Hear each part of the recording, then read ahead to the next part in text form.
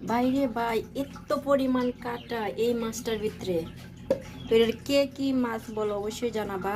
প্রথমে দিলাম মরিচের গুঁড়াটা শেষ, কিন্তু নামাইতে পারবো না, এটা দিয়ে কাজ চালিয়ে দিব। এটা ঝাল আছে অনেক,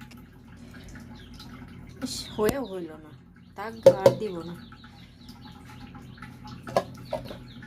আছে বাট ওই যে উঠানো হয় নাই। এইবার দিব হলুদের গুঁড়া, তারপর ধনিয়া সজির গুঁড়া, স্বাদ মতো নুন।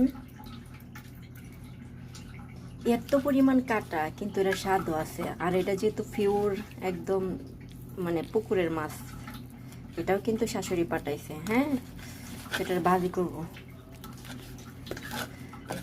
খেতে ভীষণ মজা, তবে অনেক কাটা। তো একটা কড়া ফ্রাই করবো, এটাকে কড়া ফ্রাই একদম মশলা যে ম্যারিনেট করে নিলাম, যদিও বেশিক্ষণ রাখতে পারি নাই, তো সাথে সাথে দিয়ে দিব। কড়া ফ্রাই করব, দেখবেন কাটা মোটা সব মুচমুচা হয়ে দেবে, কামড় দিবেন উফ আহ। তো তেল দিয়ে দিলাম, একদম হিট করে নিব। বিসমিল্লাহ।